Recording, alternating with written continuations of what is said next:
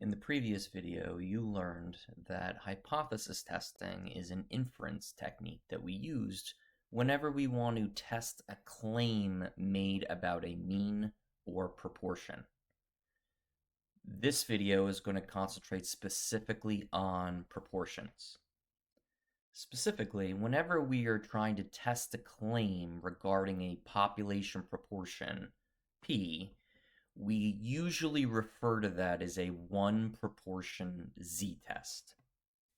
A hypothesis test is a series of steps geared towards first forming hypotheses based on some claim that was made.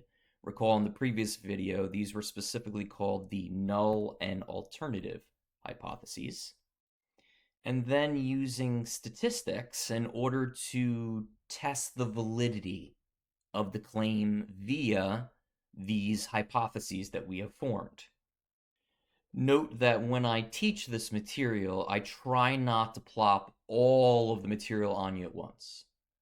Instead, what I do is I break it down into pieces and then go through an example slowly in order to make sure you understand each step of the process. Because again, there are many steps and there's a lot involved.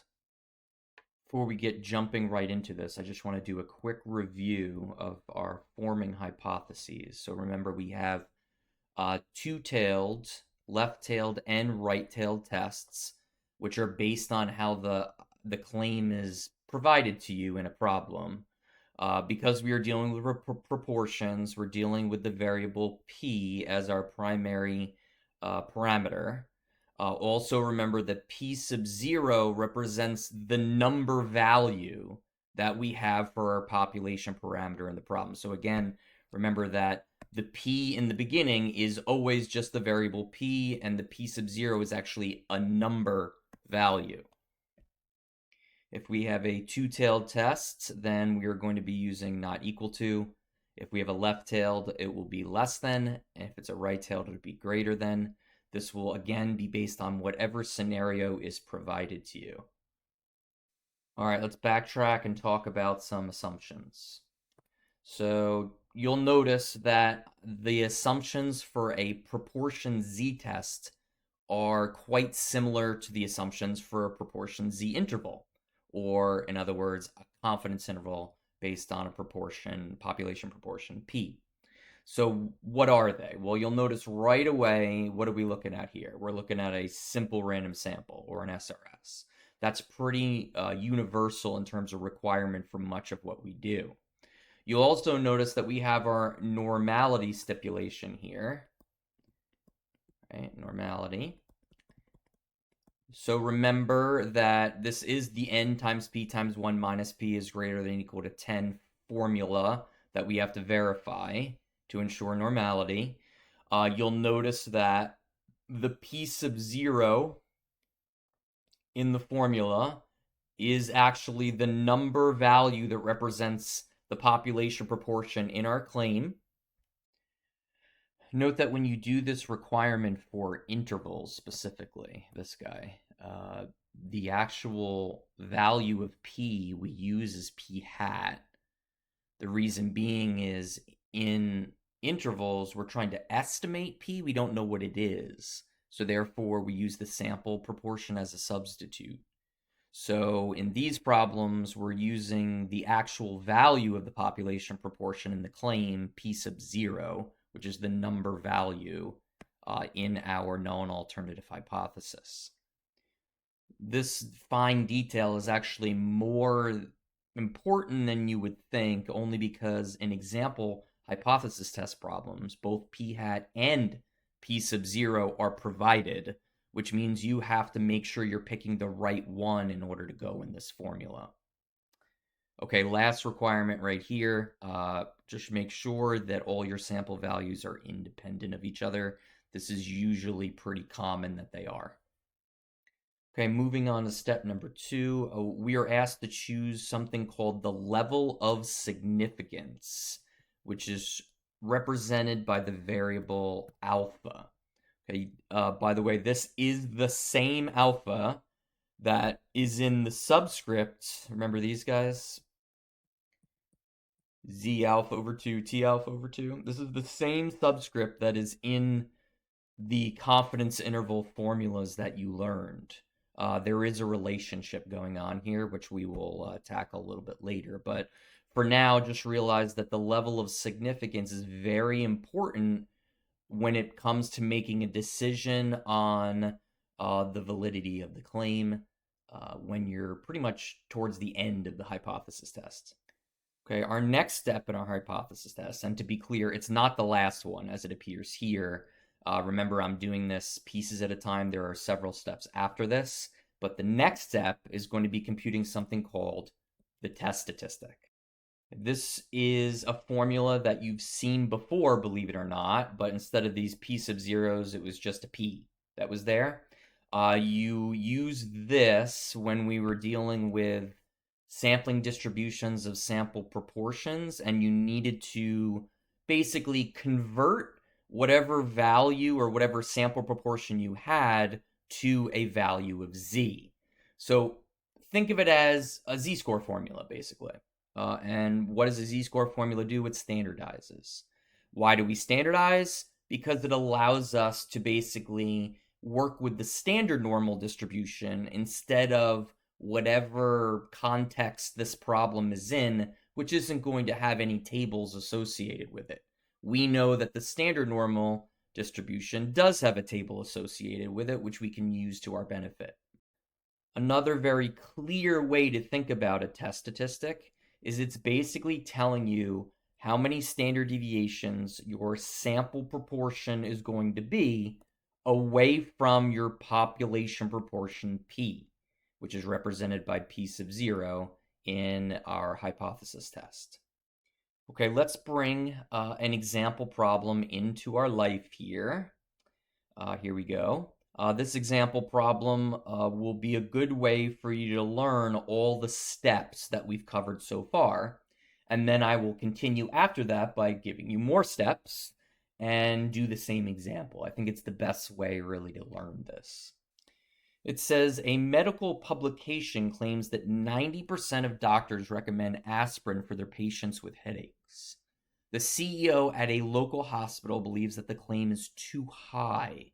To test the claim, a random sample of 200 doctors is obtained, and 172 indicate that they recommend aspirin. The 5% significance level, do the data provide sufficient evidence to conclude that the CEO is correct? Okay, before we get started, just take a really good look at the last statement of this, okay? Anytime you see a statement that starts at some percent significance level and then asks whether the data provide evidence, this immediately signifies to you that you're going to be running a hypothesis test. And because looking through this problem that you see a bunch of proportions, specifically you see this 90% right here, and then you see 172 and 200 as our x and our n, you know that this is going to be a proportion hypothesis test, and proportion hypothesis tests are called proportion z-tests. So let's go ahead and work our way through some of the important pieces of this test. For example, let's talk about our assumptions. Okay, right off the bat, we have an SRS. So it said a random sample right here, so we're good to go there. We're going to be doing n times p sub 0 times 1 minus p sub 0. We need to find that value. In order to do that, we have to identify what p sub 0 is in this problem. Okay, so just note, we have a population proportion, which is often linked to the claim, and we have a sample proportion, which is, well, a proportion coming from a sample. What I usually tell students is find the sample proportion first because you see that it's coming from a random sample. So over here, it looks like p hat is going to be equal to 172 over 200. Note that if we actually do that computation, we get about 0.86, which we'll be using throughout the course of the problem. What that means is that the other proportion that was provided, which is in the claim, note that it's not always in the claim, which is why I don't want to get too hung up on that. Sometimes the claims are a little bit different, but it is the value that's talking about all the doctors and what they recommend. So therefore, we know that our p sub 0 in this problem is going to be 0.90. So plugging this in, we have our n, which is our 200 doctors here. So 200 times 0.90 times 1 minus 0.90. This is going to be 0.1, obviously, right here. So if we do this math, we're going to get 18, which is indeed greater than or equal to 10. Therefore, we can say that this is going to be a normal distribution. Lastly, we just want to make sure that the doctors are independent of each other, and they are. What they decide or what they choose to do are independent of each other. So therefore, we have met all the requirements for our proportion z-test. And just remember again, though, the most common mistake in the assumptions that students make is they use p hat in this formula right here. So just remember, you have to use the population proportion p sub 0 when checking the assumptions for a hypothesis test. Okay, our next step you have lots of experience with. We want to determine our null and alternative hypothesis. So H0 and H1. Okay, we know that we're dealing with proportions, so they're going to be P. We know that the null hypothesis is always a statement of equality, and it's always going to be equal to our population proportion given in the problem, P sub 0. So that's going to be 0.90. Our alternative is based on the wording of the problem. We're looking for some signifier that will be that it is less than, more than, and if it's neither are there, then we go with our two-tailed not equal to scenario. But you'll notice that we have a too high scenario that's there. So if something is too high, then they suspect that it is lower. Be careful with that. Though just too high might, for a typical student, might be like, hey, that sounds like greater than to me, but really too high means less than. So we're going to get a left-tailed test. You don't have to write this in your hypothesis test, the left-tailed part, but I'm going to write it just for your notes so that you remember which one's which. Next, we want our level of significance. So alpha. What is that? Well, we're looking for the significance level. If you look through the problem, it appears that that is provided right here. So we want to write that as a decimal equivalent of 5%, which is going to be 0.05. We will be dealing with the significance level soon in the next piece after this, which is step 4, basically. We'll be using that alpha to help us determine ways to make decisions on our hypothesis test. But for now, we just identify it. And our next step, which is the last one that has been introduced so far, is our test statistic.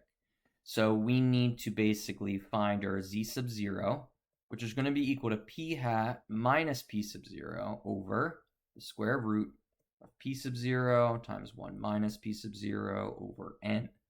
Again, though, just be very careful here because we are given both p sub 0 and p hat in our hypothesis test problems, and we need to keep those straight. So plugging these into the formula, our p hat is going to be 0.86. Our p sub 0 is going to be 0.90.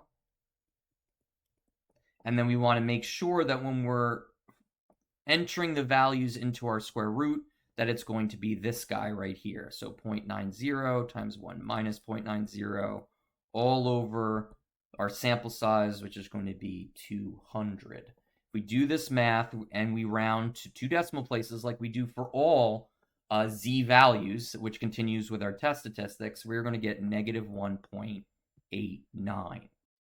Okay, so before we move on, I'd like to take a really hard look at the logic of this hypothesis test using this example to sort of help students understand why we're even doing this and how it works behind the scenes.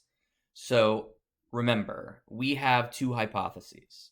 We have a medical publication here that has decided that 90% of doctors recommend aspirin for headaches. A CEO at a local company believes it's too high. In other words, it's going to be less than that. To help support the CEO in his skepticism, let's say, they take a sample of 200 doctors and 86% end up recommending aspirin. Now, you'll note that that is indeed less than 0.90, which seems to support the CEO's skepticism. But note that when we were calculating or standardizing this 0.86, we ended up with 1.89 standard deviations below the mean.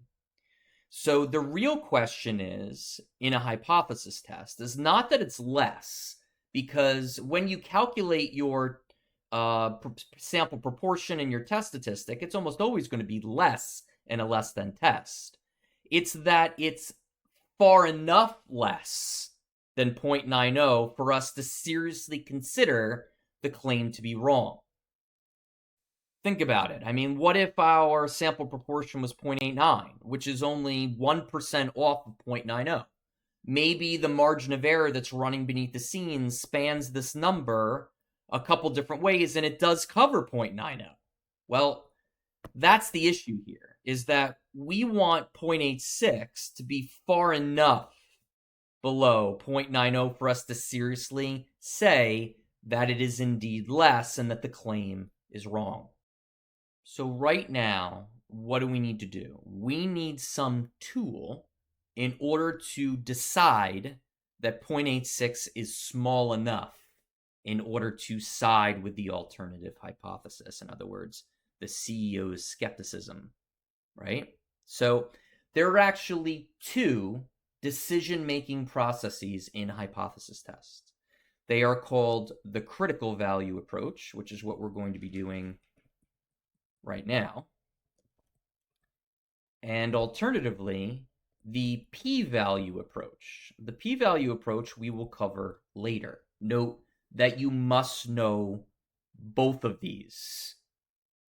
First things first, you should be comfortable with the term critical value, because that was this value in our proportion interval, if you recall. So this was called a critical value. So in a hypothesis test, our goal is to find the specific critical values that are associated with each tailed test. So here we go. Remember, we left off up here at step 3, right? So now we're moving on to step 4, which is right here. And that is to determine the critical values and make your decision. Note that this graphic I gave you here is incredibly important, and it is not going to be anywhere on your formula sheet, which means this is something that you must learn/memorize in order to actually make a decision on your test. So please make a note of that. First things first here, what are the critical values in a hypothesis test? Well, according to this, in a two-tailed test, we're going to get plus or minus z alpha over 2. This is very consistent with our critical value in our confidence interval for proportions. For a one-tailed test, we're going to have negative z sub alpha. In other words, not alpha over 2. And left-tailed implies it's only in the left tail, which means it's going to be a negative value. Lastly, for a right-tailed test, again, we're going to be in the right tail, so only a positive value. It's going to be positive z sub alpha. Note that I am going to be doing examples of each one of these. So I think instead of overwhelming you with all of it right now, I'm going to focus mainly on our example, which is a left-tailed test. So let me just isolate this for a second so it sticks out from everything else. This is where we're going to go with this, which means in our problem, our critical value is going to be negative z sub alpha. Okay, now remember, our alpha value in this problem is right here, 0.05, which means it's going to be negative z sub 0.05.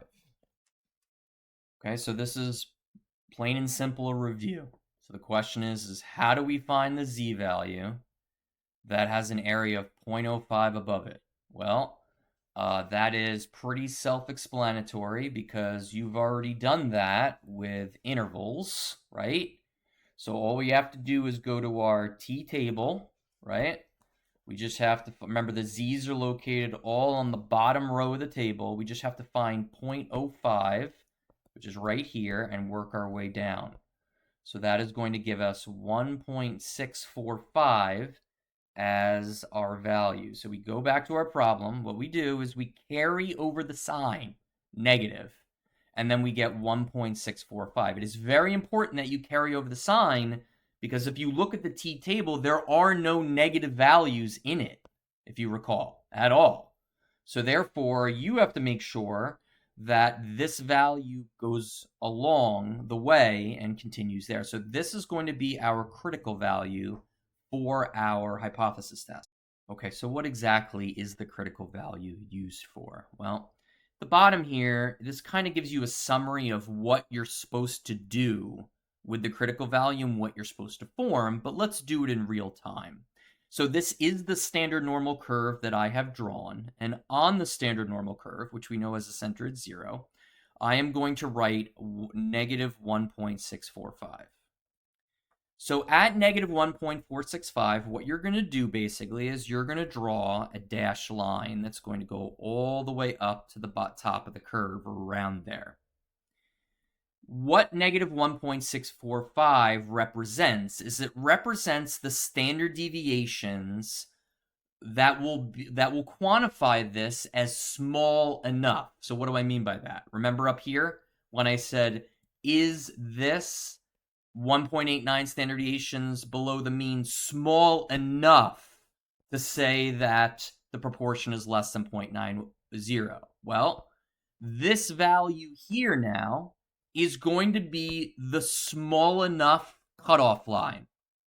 So if you end up having a value that is farther than negative 1.645, then you will end up rejecting H naught.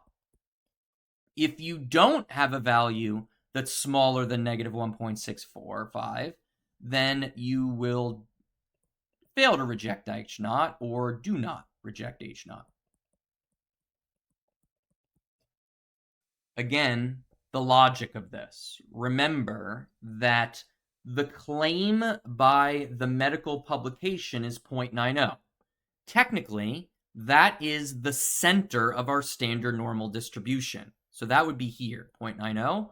If we were to not convert it to a standard normal curve, and it was the original curve that we were dealing with, it would be the middle. So in a sense, in all of these hypothesis test problems, the middle is the null hypothesis. So therefore, if we can find a value that's far away from the middle, then that is evidence against the middle. It's basically saying, whoa, this value that you computed for your p hat, which was, by the way, 0.86, it is far away from the middle 0.90, which means it's evidence against 0.90. And as you see, that's exactly what this is supporting. If you look at this, what's far away? Far away leads to rejection of H naught, which is exactly what we want to do. We basically want to eliminate or root against this as being true if the value is far away. Because if it's that far away, then how possibly could our true proportion be 0.90? Therefore, we are now in position to make our decision. We've already formed our rejection regions correctly. So now we have to go back to our problem and find our test statistic. What we do is we place our test statistic where it actually falls numerically on our curve. Most importantly, what side of our critical value it falls on. It turns out that negative 1.89, z sub 0 goes negative 1.89, falls on the left of negative 1.645.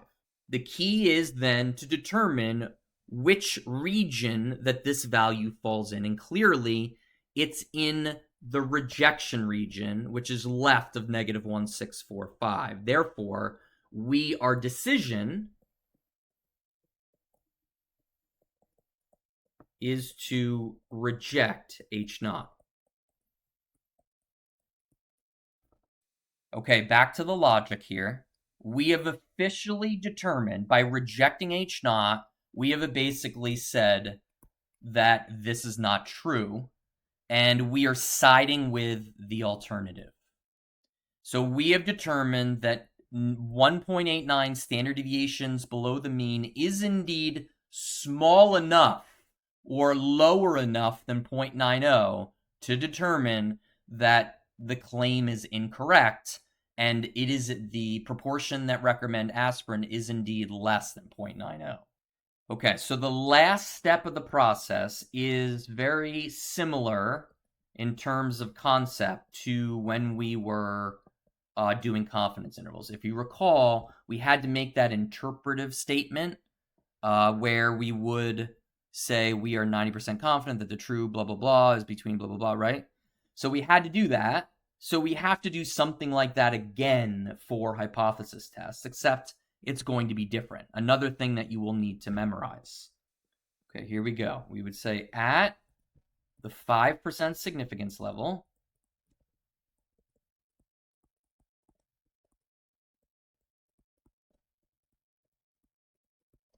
the data, and then you have an option. You either say it does provide or does not provide evidence. Anytime you reject H naught, you always say does provide evidence. The data does provide evidence. We'll say sufficient evidence.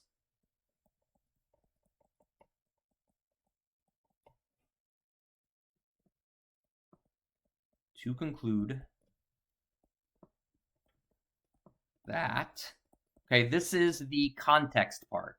So we need to now bring in like what this problem was actually saying. But more importantly, we always insert the alternative hypothesis into this statement. What does the alternative hypothesis say? It says the proportion of doctors that recommend aspirin is less than 90%. So we would write that. Okay, I just paused in order to write that all out. So basically, this is your summary statement. And just like the summary interpretative statement for confidence intervals, there are pieces that are just going to be replaced in every scenario. It's a form sentence. So here, this is going to change depending on the significance level. This is going to change. So remember, if you reject, so let's write it over here. So if you reject H naught, then it does provide. If you do not reject H naught, then it does not provide evidence. Okay, just a little side over there. Okay, that'll help. You want to write that down somewhere. And next will be the context. So the proportion of doctors that recommend aspirin for headaches. So just like last time, we need context in the problem. That's going to be replaced. And then finally, remember again, you're basically reiterating the alternative hypothesis. So that means this entire statement of context is also going to follow the alternative hypothesis, which includes that. So we're basically looking at whatever this says in words is going to go there. So it turns out that this statement can be very confusing in the beginning for students, mainly because of this whole concept of writing the alternative no matter what in the end here. And that's true. This will always be H1 in words. So why is that confusing? Because students are like, well, what if I do not reject H naught and the truth lies in the claim instead of the alternative? Then why am I writing the alternative here? Well, that's where this comes in. This is basically saying does says that this is true and does not says that this is untrue. That's really all we need. So when it comes to any type of hypothesis test, we make the decision in terms of the null, but we make the interpretation in terms of the alternative. As you can see, this is a lengthy process, a process that you will get used to because all students do. And it will go faster because you'll get used to it. But it's a process that's very important and makes up a big part of your grade on exams. If you want a very good idea of how these will look on exams, then look at the note packets. And you can see that I kind of write out like an A, B, C, D, E situation for the hypothesis, test statistic, critical values, conclusion, interpretation. So this will maybe give you a little bit more comfort. I'm not going to do that in here, but it gives you a little bit more comfort in how it's going to be presented on an exam situation. As promised, we are going to do an example of the critical value approach to hypothesis testing for all the different types of tests. So we've already covered the left-tailed test. That's done. So now we want to move on and we want to cover these guys. So there's basically 2 more examples to go in the video. So going down, let's try our first. It says, some are of the belief that newborn babies are more likely to be boys than girls. A random sample found that 12,938 boys were born among 25,468 newborn children. Is this sample evidence at the 1% level that the birth of boys is more common than the birth of girls in the entire population? Okay, just by looking at this problem, you can clearly see that they have provided a significance level and they use the term evidence, which are great ways of really showing you that this is going to be a hypothesis test. And you can see that in the sample, we have a proportion set up, right? So that's always going to be p hat, which is 12,938 over 25,468. If we do this calculation, we're going to be about 0.508 as our sample proportion. We also need to be able to find our population proportion, p, or p sub 0, the actual value itself. They don't actually give us any other proportions in the problem, but what are we basically testing here? It's more of an obvious thing, because they're saying that they think boys are more likely to be born than girls, but it's pretty much known in the world that it's a 50-50 shot, which means that p sub 0 in this problem is basically just 0.5. Tackling our assumptions. We have, it looks like a random sample. I think I see the wording over there, right there, right? So we have an SRS. Our normality equation is n times p hat 1 minus p hat. So that's going to be our sample size, 25,468, times probability, 0.5 times 1 minus 0.5, which is 0.5 itself, by the way. And this is going to give us basically a very large number. This is going to give us 6,367, which is indeed greater than or equal to 10. So we have normality. We also know that births are independent. Or we assume that, at least. So in terms of assumptions, we're good to go for that. So once we have our assumptions taken care of, we're going to go through the process of our hypothesis test. Remember, just like the first video, the first thing that we need to tackle is our null and alternative. Okay, so the first statement is statement of equality. That's going to be our p sub 0, which is 0.5. Note that they're saying that in this scenario that boys are more likely than girls. So just to be clear, we basically have to define p as the proportion of boys in order for us to say that p is greater than 0.5. Now, there is an alternative world here where we could say p is the proportion of girls, and we could say p is less than 0.5, but that's really confusing, considering we have the term more, likely, and all that. Let's stick to a greater than test. That's also where we want to be in terms of an example. Alpha, looks like this time we're at 1%. We'll see what that means in the long run later when we're doing the critical value. So what do we need to do next? Well, let's just review, going back down the top here. So remember, we have done this here. We've done our hypothesis. We've done our significance levels. Looks like we're in test statistic world. So we need to find our z sub 0, which is going to be equal to p hat minus p sub 0 over the square root of p sub 0 and minus p sub 0 over n.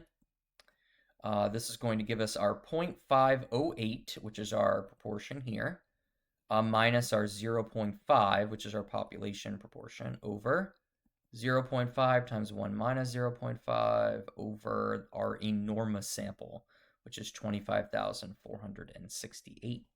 If you do this calculation, you are going and round to 2 decimal places as you're supposed to, you're going to get positive 2.55. Now note, just be careful with this. Similar to when we were doing z-scores, the most common scenario is flipping these. If you flip these, you're going to end up getting the same number but the opposite, and it's just not going to make any sense. Why? Because we have a scenario here where we're trying to test a greater than, which means we are expecting our z-value the majority of the time to be positive, because we are, according to this, our 5.08 is 2.55 standard deviations above the mean. So our big question is going to be, is 2.55 standard deviations above the mean far enough, in other words, high enough, above 0.5 in order to determine that we should side with the alternative hypothesis? So how do we determine that? Well, again, we are in the world of the critical value method. So let's return. We have our critical value method or approach. We are now in a different part here. We have a right-tailed test right here. So in a right-tailed test, it looks like our critical value is going to be positive z sub alpha, and we're going to be working in the right tail instead of the left tail like we did in our previous problem. So what does that look like? Well, first of all, critical value. So our critical value is going to be positive z sub alpha. In our problem, alpha was 0.01. So it's going to be positive z sub 0.01. How do we find that? We go to our t-table, right? It's all on the bottom row. 0.01 is over here this time. So we're going to go down all the way to the bottom, and we're going to get 2.326 as our value. Remember, we bring over the sign, positive, 2.326. Once we have that, then we draw our curve, 0 in the middle, because it's a standard normal z-curve, and we just place 2.326 somewhere over on the right, create our barriers, 2.326. Remember that the best way to remember this is you always reject h0 in the tail. So remember over here, our little small tail, this is where we end up rejecting. Well, again, if you look at this setup here, you reject in the small tail over here, but you reject in this tail over here. That should make sense because we're looking for a value bigger than 2.326 in order to reject this as a possibility. Its equivalent, which is 0.5. So that means we're going to reject h0 on this side in the small tail, and we do not reject h0 on this side.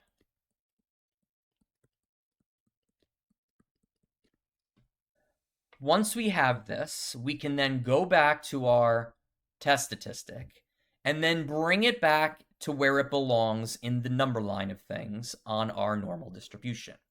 It appears that z sub 0 equals 2.55 is larger than 2.326. It is therefore in our rejection region, so our decision that we make is to indeed reject h0. So just like last time, we are rejecting the fact that p is even as 0.5, and we're saying, based on our sample, by the way, that the proportion of newborns are more likely to be boys. Okay, got this started just to save time. So last step is to interpret. What significance level are we dealing with? Again, at the 1% significance level. The data does or does not provide sufficient evidence. Well, remember again, if we reject, which is here, that means it does provide sufficient evidence. Does provide. To conclude that, to conclude that the proportion of boys, we'll say of newborn boys,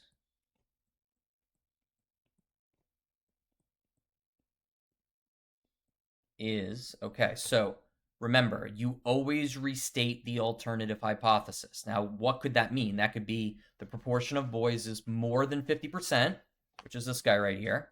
Or you could say that boys are more likely than girls. It doesn't matter which one, they both mean the same thing. I tend to be very stringent, not grading, but just in terms of my own doing this, by just rewriting the alternative so there's no mistakes made. So I would say is greater than 50%.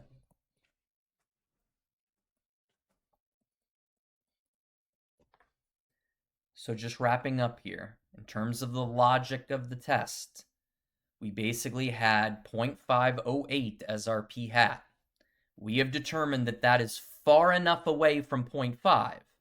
Even though it's only 0.008 away, we've determined that that's far enough away to side with the alternative. So what does that tell you? That tells you that when you find p hat, you don't necessarily know your result until you do the math. Because this standard deviation ended up being pretty small. And because of that, 0.508 ended up being 2.55 standard deviations above the mean. If you recall, that's only 0.008 away again. In our previous example, 0.86 was only 0.04 away, but it ended up being less standard deviations away. So it really doesn't have anything to do with the size of the value as you perceive it in the beginning. It has a lot to do with the standard deviation. And that's going to tell you basically whether you're going to be far enough away or not. Okay, so our last example. It has been found that 86.5% of all enrolled college and university students in the US are undergraduates. A random sample of 500 enrolled college students in a particular state revealed that 420 of them were undergraduates. Is there sufficient evidence at the 5% level to conclude that the proportion differs from the national percentage? All right, so let's motor through this a little bit since you've got some experience already. So remember, we got the evidence and the significance level here. So good chance we're doing a hypothesis test. What are we dealing with? It appears that we're dealing with proportions. I see percents, and then I see an x over an n. So let's get that. So our p hat for the problem is going to end up being 420 over 500, which is going to be, I think it's 0.84 as our p hat. We have this, which is clearly going to be our population parameter, p sub 0, so that's going to be 0.865. We have 500 enrolled, so that's clearly n. And our significance level is sitting right here. So from this, we should go forward. So I'm just going to skip assumptions for this. You've seen them. You don't need more examples of them. Let's get right into this. So we have a null and alternative. Our proportion claim is 0.865 that are undergraduates. We're looking for something to signify what the alternative is for our problem. And they don't mention anything about less than or greater than. All they do is mention the word differs. Well, differs to me, for sure, represents a not equal to scenario. Now, one small thing here. Students will sometimes get preoccupied with the fact that p hat is less. Well, p hat has to be less or more. It has to be. There's no other option other than the same, and what's the point of the hypothesis test, right? So don't get preoccupied with p hat being less or more. It's more about the language. So in this scenario, it doesn't say anything about whether they're concerned with less or more. They just say they think it differs. And when it says differs, that means not equal to. Okay, let's identify our alpha. Our alpha is back to 0.05 for this problem. We have a test statistic of z sub 0 equal to our p hat, which is 0.84, minus our 0.865, which is our p. Remember, over the square root of. We use our p sub 0, so 0.865, 1 minus 0.865, all over our n, which is 500. If we do this calculation, we're going to end up at negative 1.64. So I haven't mentioned it yet, but the sort of the silly thing that I do with students is I basically say, like, this negative 1.64 is what we have, but we're not using it yet. So we want to stick it on our back pockets and save it for later. So instead, we move on and we start talking about critical values. So I'm going to go back to our chart up here. So if we go back to our critical value setup up here, our last one, which is over here, you'll see that our two-tailed test has a plus or minus z alpha over 2 as our critical values. Okay, so plus or minus z alpha over 2. So remember, there are 2 because we have 2 tails that we have to manage. So what does that look like? Well, we have plus or minus z. Our alpha is 0.05 right over here. We have to divide that by 2. You should be very familiar with that because that's what you were doing all the time when you were dealing with confidence intervals. So you're going to get plus or minus z sub 0.025. So we go over to our 2t table. We go up and we find 0.025, which is here, go all the way to the bottom, and we end up with 1.960. So we carry over our plus or minus, and these are going to be our 2 critical values. We now draw our standard normal curve so that we can place our critical values on it, just as you see. This separates our curve into 3 regions this time. Just remember, in the others that we've done, we only had 2 regions that we're dealing with. Now we have 3. So you'll notice that there are 2 small tails now, and we always reject in those. So reject H naught here, reject H naught here.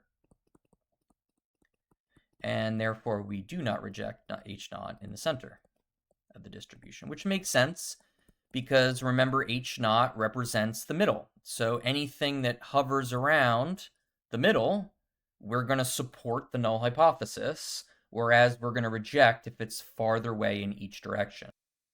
So we have to make a decision. So remember I said to put this in your back pocket? Well, we haven't used it, right? So now we have to take that out of our back pockets and we got to place it on the graph where it belongs, in the number line of things. That should be about right here. And you can clearly see that for the first time, we are now going to fail to reject H naught. Do not reject H naught. Okay, so that's our decision. Now we need to interpret.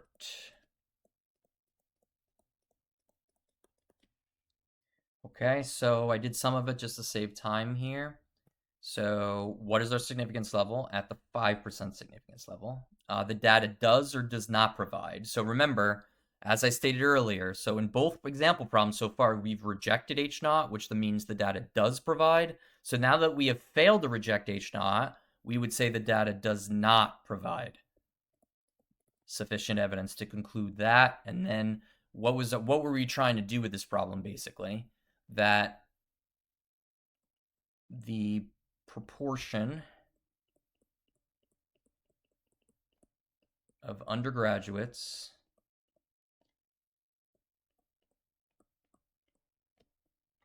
remember, we're restating our alternative. So we can say differs from 86.5%.